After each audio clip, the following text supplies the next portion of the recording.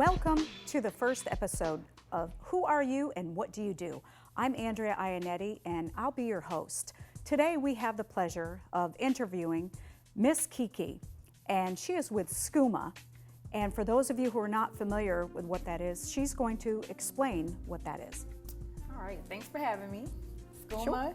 is also known as the South Carolina Underground Music Awards. So SCUMA is just the acronym for the South Carolina Underground Music Awards. It's a platform where everyone in the industry comes together for a night of networking, recognition, and networking. That's the biggest thing out of it all, is the networking. Okay, and so within SCUMA, what genres of music are included in that?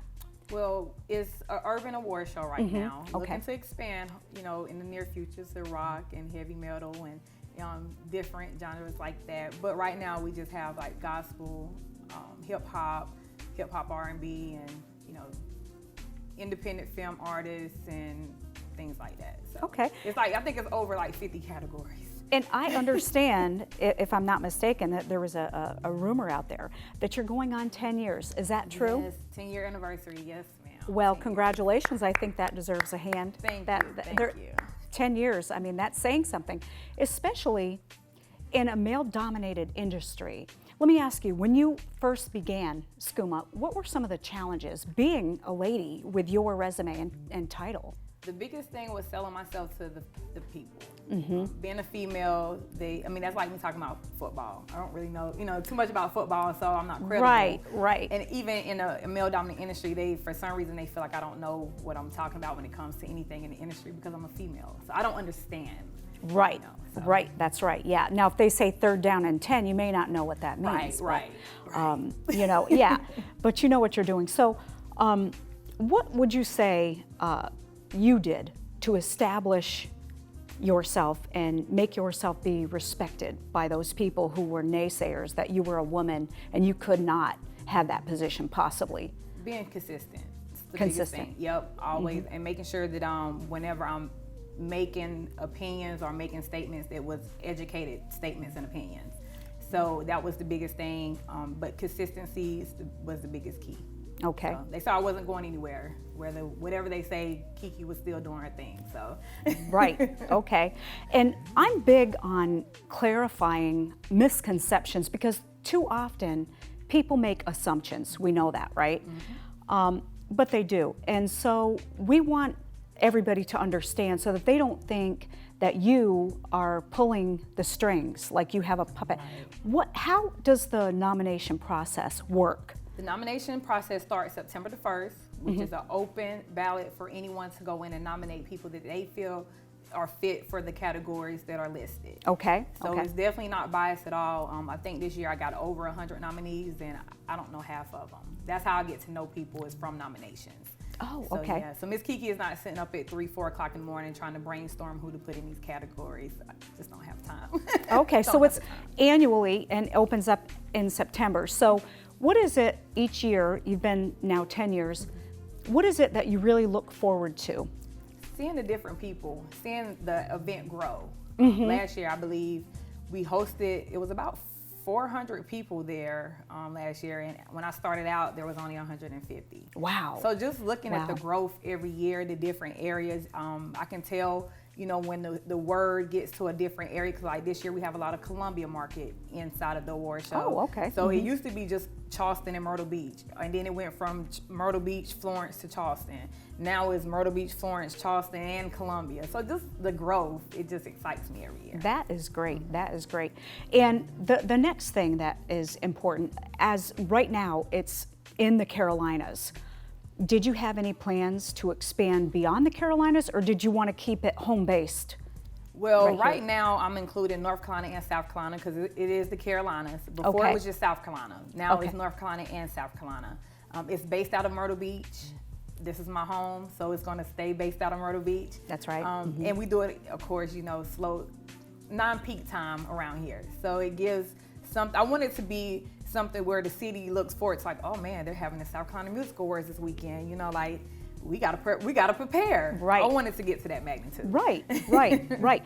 And what would you give for advice for a prospective artist or entertainer that was looking to participate in SCUMA? What would you give? Well, there's different forms for them to be able to participate. We have performance opportunities, we have sponsorship opportunities, and then we also have the nomination process. Oh, okay. So with the nomination process, it's really just informing your people, starting your campaign, and letting your people know that this platform exists. As far as performance slots, they can always reach out to me. We do have different performance packages that provides exposure to the attendees and even my target market on social media whenever they're participating, as a performer. Sponsorship, same thing. So there's different forms for them to be able to participate and be a part of the award show. Anything they're looking for as far as, money free, it would be nominations. But anything else, of course, we would sit down and come to a happy medium as far as with business-wise in order for them to participate. Okay, and if somebody was anticipating that they wanted to partake of this, how do they reach you? What's the best way? Social media is the best way. Social media. Definitely follow the page. It's the South Carolina Underground Music Awards. Okay. I think we reached we're like 3,200 followers now. So that was a big accomplishment for me too. Yeah. So definitely like the page. Also my Mizz KeKe page. Either way, that's the best form to get in contact with me. Okay. Yeah. Okay. So you'd rather that than an email? Yeah, because it can get emails get. You look over emails when you get so much spam these days, Right. So right. when you're inside of the with the social media, I can, be more hands-on. But if you don't have social media, then Okay. Okay, great. Now, in terms of coming to your page, would they private message you or would it? It'll private message. That's the best. Yeah. Okay. Yeah. Private message. Yeah, because sometimes in your feed there's so many things that go on. Yeah. You can't possibly, unless you have nothing else to do Right. than to monitor that. And some people say, "Hey, she didn't even acknowledge me." It's like, okay, look, I had 5 days worth. I wasn't even able to, Right. browse that. Right. So that's the other thing. Another thing I wanted to address, again, it definitely, as you say, it's fan-based.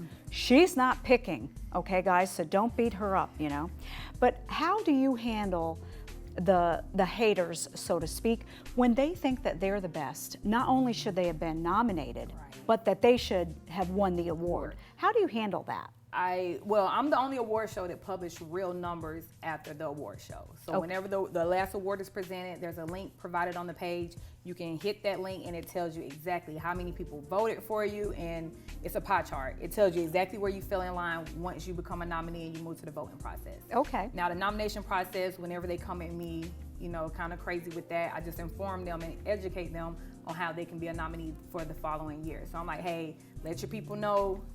It opens up September 1st. Go ahead and get your flyer ready. Stay connected to the page so you can let your people know to nominate you. So That's right. Biggest thing is informing them and being very transparent with everything. Right. And some people, because again, we want to quash any misconceptions. So it doesn't matter. I mean, we all like gifts, right? We all like cash. But listen, she's here to tell you she can't be bought. No. All right? I had an offer for $4,000. Someone came to me and was like, look, I'll give you $4,000 if you can guarantee that I'm a nominee. Wow. But that's not what I stand on. So I was like, no, I'm not able to do that. You can use that $4,000 to create a dope campaign and get your people to nominate you that way. And he still is not a nominee. The person he still didn't make the nomination process. So yeah, it's definitely, sometimes I'm looking at all the rumors on Facebook. I'm like, Laura should have took that $4,000. Listen, I'm sorry, but I'm here to say, look, babe, if you've got to pay somebody to nominate you, I think you better choose something else, Because listen, I'm a firm believer that people are going to acknowledge your talent and they are going to come and nominate you. You don't have to pay somebody to that, but I'm glad you mentioned that, because again, we want to make sure that everybody understands who you are and how you operate. So the fan-based nomination process is great, and I didn't know that it was inclusive of entertainers and we have like makeup dancer. artists. Yeah, we have makeup artists. We have stylists. We have DJs. Wow. Of course, DJs, they play a core. They're a core factor in the entertainment business. I mean, without a DJ breaking records in the club, the artist wouldn't be known. That's right. So yeah, that's right. so we definitely we honor a lot of my my MVP awards and my Dope in Real Life awards go to my DJs, because at the end of the day, if it wasn't for the DJs, we wouldn't have a market. Right, right. Well, I'd say, you know, you're covering all the bases, and the fact that you've already been 10 years running, you're heading in the right direction. And I understand keeping it home-based here, but you know, sometimes people approach you from other areas, and you know, that you'll still be home-based in Myrtle Beach, South Carolina, but this could become big. So we're here, we're making history right here, because Mizz KeKe may be known, just not in the Carolinas here. So we want you to know, because it is a big industry, and as you say, you are going to possibly expand in the future. And right now, as she said, it's with the gospel and gospel, hip hop, R&B, and like I say, all DJs of, if they just do indie, or because you have some DJs that are not in the clubs every night, so they just do indie mixtapes, so they're included. We have the makeup artists, because they do a lot of behind the scenes stuff and making sure that the artists look good, you know, with their makeup. We got hairstylists, barbers. I have the Dope in Real Life award this year, which is honoring a lot of key people that was in the game, that put me in the game, like Billy Blacko, Scourge One, DJ QP, and then the B1s. The B1s were actually the first honorees at the first award show. Wow. So they were the first MVPs at the award show 10 years ago. So I brought them back this year and honoring them with the Dope in Real Life award. That is great. That is great. Well, I tell you, I wish you the most success. I'm sure that we'll be hearing a lot more from Mizz KeKe, and we just say be blessed, and we appreciate you joining us here. Much success in the year 2020. Well, we'd like to thank you for joining us, and we will see you next time on Who Are You and What Do You Do?